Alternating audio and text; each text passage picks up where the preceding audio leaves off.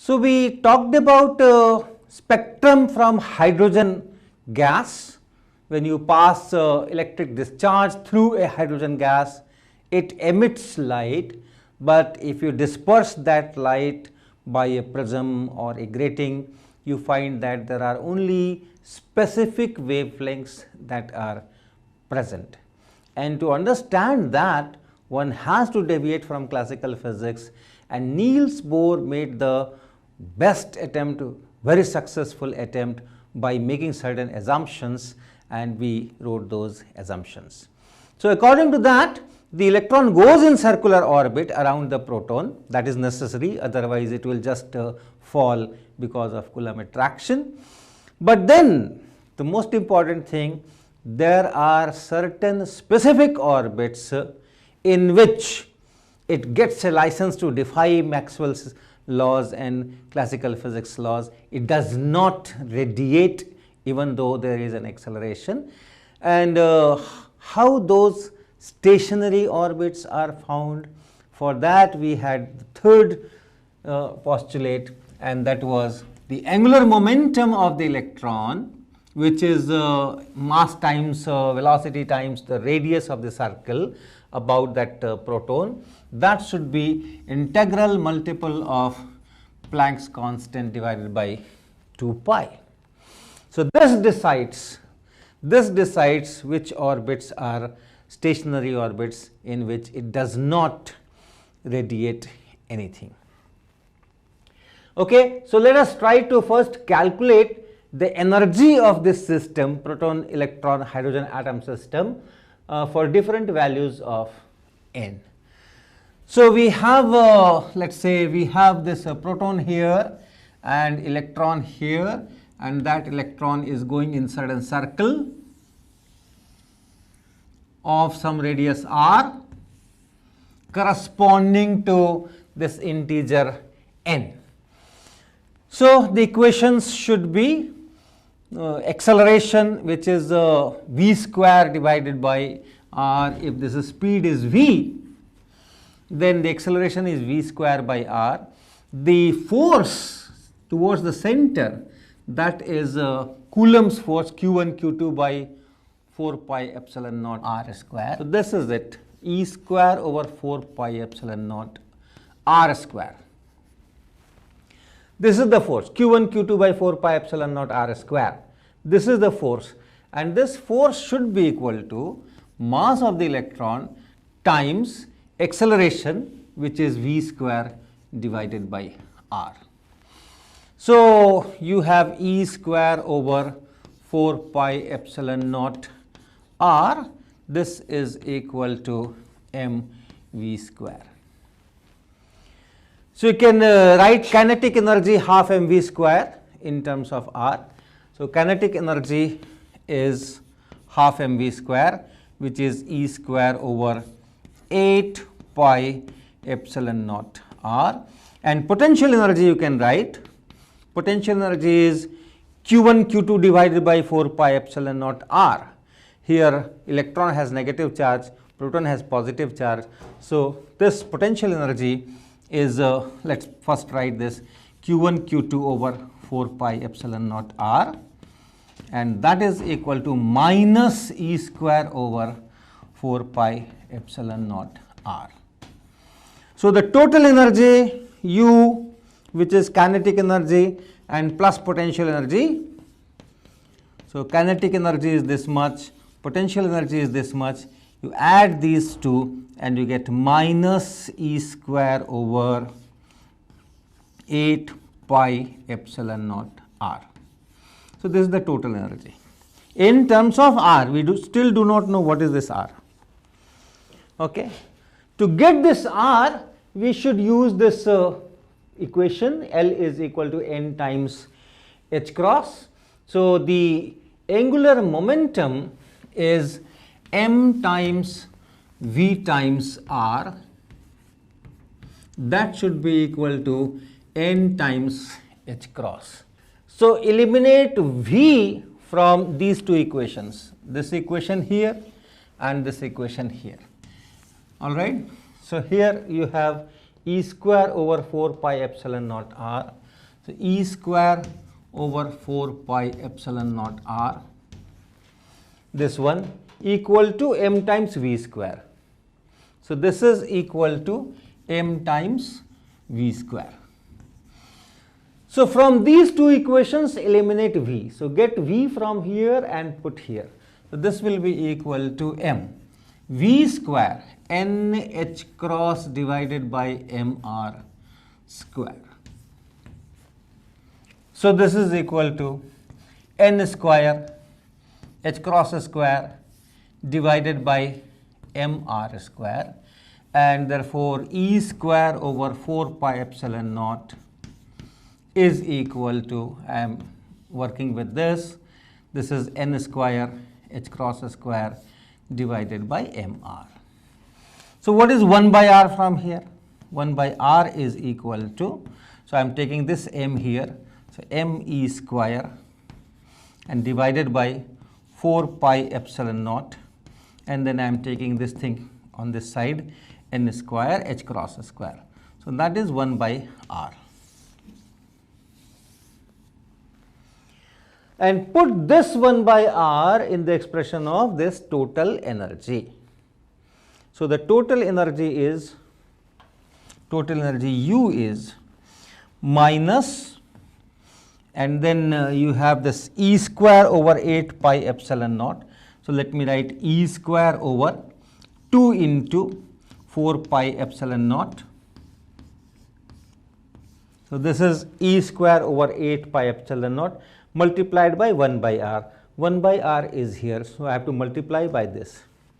So multiply it by m E square, and then in denominator 4 pi epsilon naught, so square of this, and then this n square and h cross square. So h cross square and n square. This E square into E square you can write as E4. So this expression is finally U is equal to minus m e to the power 4. So minus m e to the power 4 divided by 2 into 4 pi epsilon naught square h cross square, and then 1 over n square. Right? Now this quantity here, this quantity,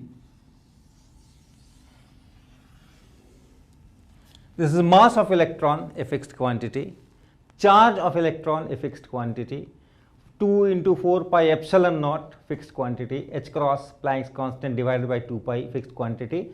So this has got a particular value, and if we put all those values there, mass of the electron, charge of the electron, epsilon naught, all those values put there, Planck's constant, and calculate, that turns out to be almost 13.6 electron volt. So the energy is minus 13.6 electron volt and divided by n square. So you can say this is UN. Okay. So, and how does R vary? We have this 1 by R here.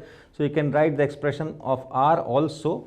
R is 4 pi epsilon naught h cross square divided by m e square, and then multiplied by n square. This R you have to take reciprocal. So 4 pi epsilon naught h cross square n square and m e square. So that is R. So this is energy and this is radius, and this quantity once again is just a number, and that number if you put all those values, that turns out to be 0.053 nanometers times n square. So you can say this is Rn. So these are the radii. These are the radii of those special orbits, stationary orbits. If electron chooses to be in one of these circles with these radii, it will not emit anything and it will continue in that particular orbit. And in that particular orbit, the total energy, kinetic plus potential, will be given by this expression. So how do I picture this hydrogen atom? The picture is, the proton is here, and then there are certain allowed orbits. This is the smallest radius, n equal to 1, this expression here, n equal to 1 gives you the smallest radius, and that radius is 0.053 nanometers. By the way, this is known as Bohr's radius, Bohr radius, and we show it by the symbol A0. So this radius here is Bohr radius A0. So this is one allowed orbit, smallest allowed orbit. Then the next stationary orbit is 4 times A0, because n equal to 2. The next one is n equal to 2, and this is n square here. So the next orbit will have radius 4 times this, so something like this.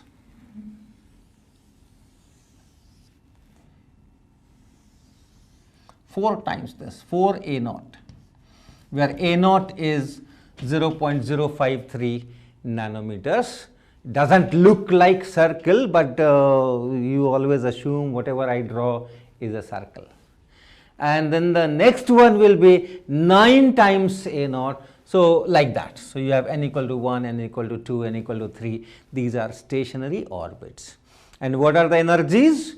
The energy of this n equal to 1 orbit, the energy is U equal to minus 13.6 eV, n is equal to 1. Then next, n is equal to 2, the energy is minus 13.6 eV divided by 4, that is minus 3.4 eV. Then n is equal to 3, that bigger one, 9 A0, radius 9 A0. So U will be, energy will be minus 13.6 eV divided by 9, and that is how much? 1.5, approximately 1.5 eV. N is equal to 4, you will have U is minus 13.6 eV divided by 16, that is 0.85 eV, and so on. So this is how you can write all those energies.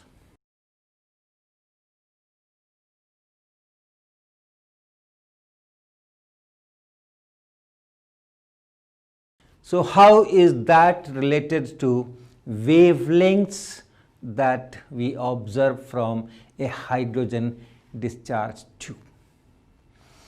So that is, when electron jumps from one orbit to the other orbit, the fourth postulate, it emits light, and that light pulse that will be emitted will have energy which is difference of energy in those orbits. So let me do something, another picture.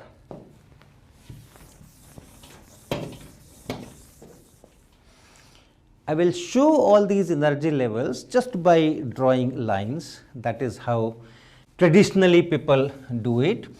We draw a line, horizontal line, and say that this represents minus 13.6 eV. So in vertical direction, energy is going up. So this corresponds to n equal to 1. And then n is equal to 2 is minus 3.4 eV. That will be, let's say, somewhere here. This is n equal to 2. It is minus 3.4 electron volt. N is equal to 3 is 1.5 with a negative sign. So 1.5 will come somewhere, let's say somewhere here. This is n is equal to 3, and this is minus 1.5 eV. Then you have 0.85 eV, n is equal to 4, and so on. So this way it will increase, and when n is very large, n is say infinity, then this becomes 0, minus 13.6 divided by n square. So 0 corresponds to this 0 corresponds to say n is equal to infinity, and that means the radius is very, very large as compared to the Bohr radius. That means this electron has gone out. It is not bound to the proton.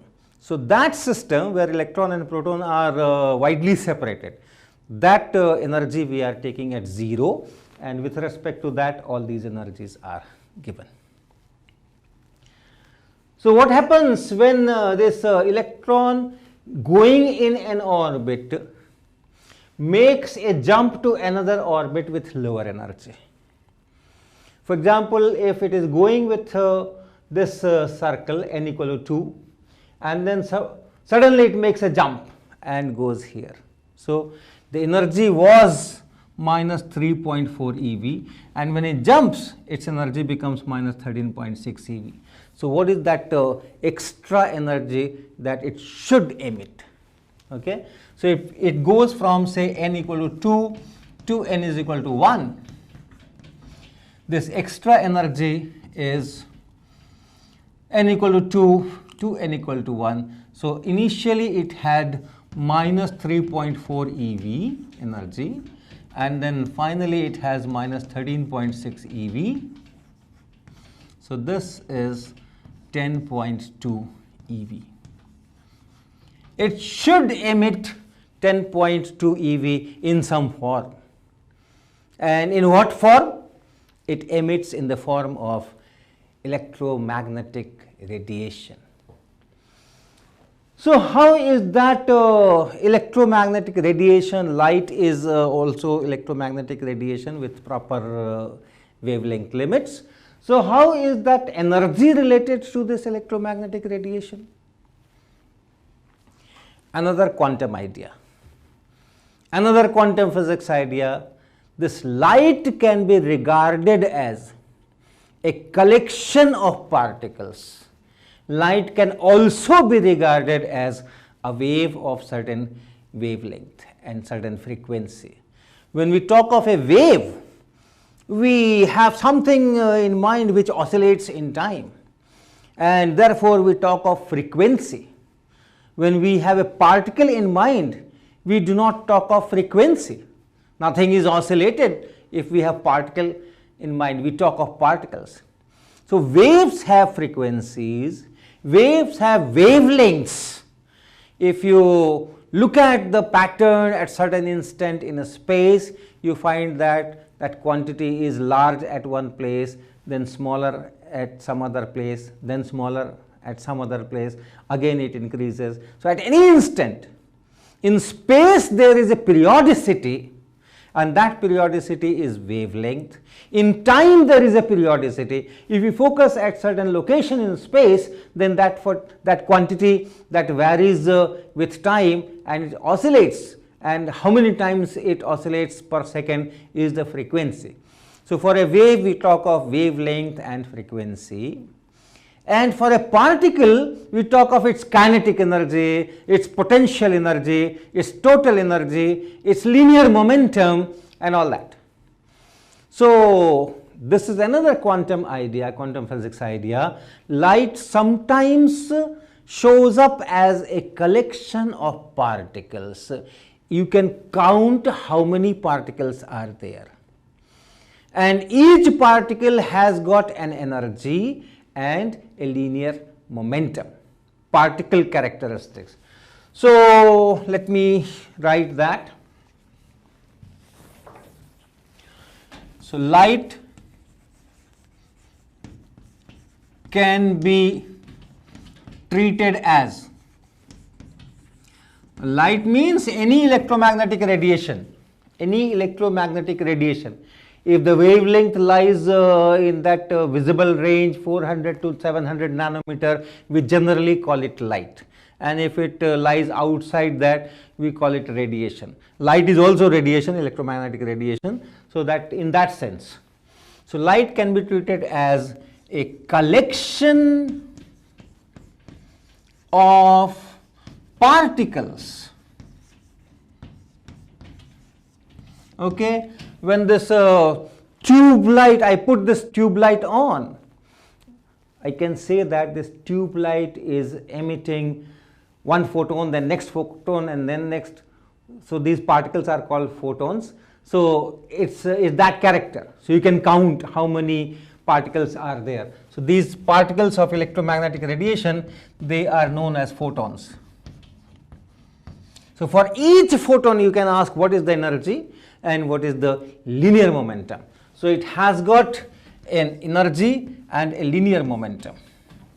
These photons, each photon has got some energy E and a linear momentum P. These are particle characteristics. At the same time, this light can also be treated as a wave. And when it is treated as a wave, then the characteristic things are wavelength and frequency. So the same object light or EM radiation, that same object can be regarded as a collection of particles, a collection of photons, or a wave. When you talk in terms of photons, then you talk of energy and momentum. When you talk in terms of waves, you talk of lambda, wavelength, and frequency nu. In fact, this is a very, very old debate. Newton in very initial time, 17th century, he put forward this idea that light is a collection of particles. And the Christians, Huygens, that put forward the idea light is a wave. And experiments were to decide which description is correct. So when in 1801, 1802, 1803, those interference and diffraction experiments were done, it was established that light is wave. I can show you a diffraction experiment which shows that light is wave. So I have here a source of light. This is a laser, green laser. So this will, when I put it on, it will just send some green light, and which will fall wherever it finds an obstacle. And then I have a wire. I don't know if you can see the wire. In this gap, you have a thin wire here. Okay. So if I send this light on this wire, if this light, this green light, if this light falls on the wire, then on the other side of the wire, light goes in certain selected directions only, and in between those two selected directions no light goes.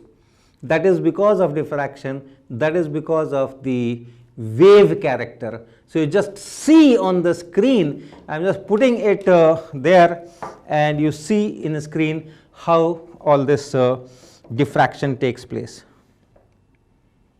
Okay. So I have put this laser light on, and then I am bringing this wire in the path of that laser light. Okay.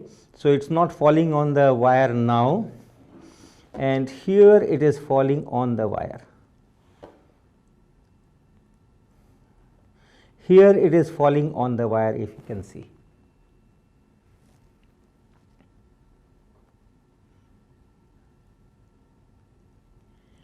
And on the other side of this wire, where it is falling on the wall, how it appears there, that you see in the next frame. So you can see that light is reaching certain points of this screen, and at certain points no light is reaching. So you see a central bright spot, and after that you have alternate bright green things, and then a dark space, again bright green, again dark, and so on both sides. We call it diffraction fringe. And why light is reaching at certain points and not reaching at certain points in between. That is because of the wave nature of light, wavelength of light, that decides the width of this wire, that decides where light will go, where light will not go. You have constructive and destructive interferences in different directions, making this pattern. Such experiments of diffraction and interferences established beyond doubt in early 19th century, 1801, 1802, on those times, that light is a wave, it behaves as a wave. Okay? So, light is a wave. Light is also particle. We have another sets of experiments, I am not doing it here, photoelectric effect, then Compton effect, right? What is Compton effect? A very nice experiment. Let me describe that. So, if you have some let us say some atom or some collection of atoms here, and you have electrons there, and you send a light of or a radiation of wavelength lambda. Generally this is done with X-rays. So, some wavelength lambda here, and that X-ray that falls on this system, and on the other side it emerges as X-ray of wavelength lambda prime, which is slightly larger than this wavelength. This is known as Compton scattering.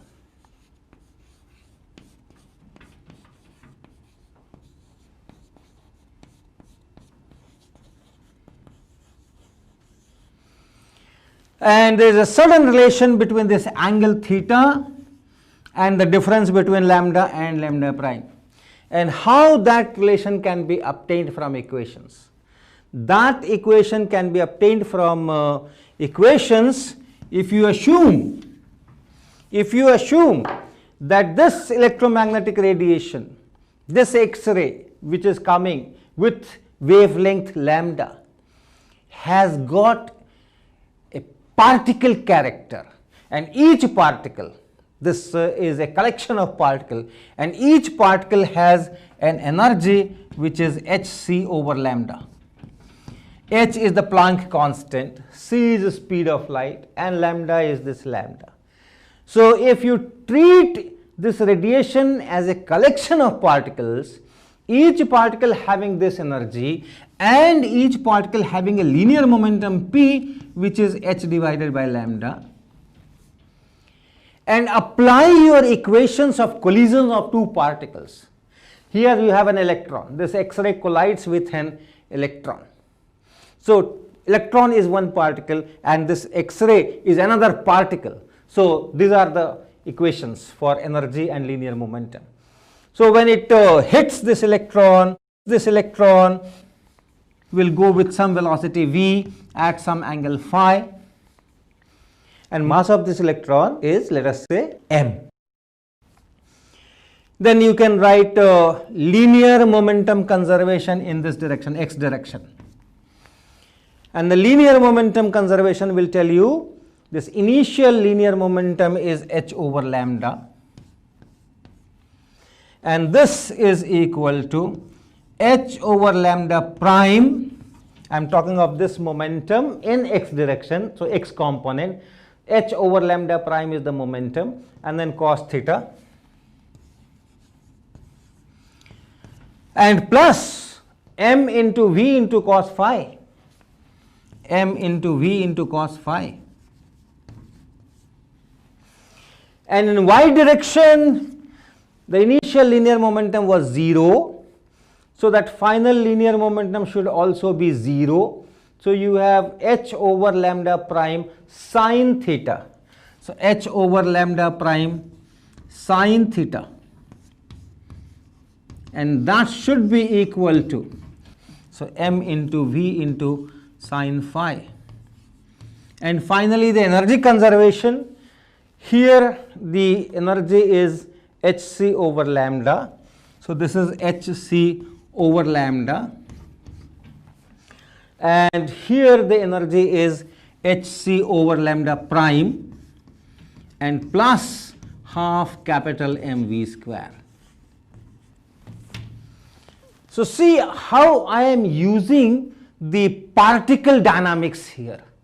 This X-ray is treated as a collection of particles, a collection of photons, one photon colliding with one atom and one electron at a time. So we are writing the linear momentum of the photon, the energy of the photon, and doing all kinds of particle dynamics. And when you solve these equations, you get the correct observed relation between this lambda prime and this lambda. So light can be treated as particle, light can be treated as a wave, and the relation is given by these equations. The particle characteristic, energy and linear momentum are related to the wavelength lambda or frequency. This is also equal to h times nu. Okay, so the wavelength, frequency are related to energy and linear momentum. So now we are ready to understand how hydrogen emits only those 4 specific wavelengths, and that will be our next lecture's topic.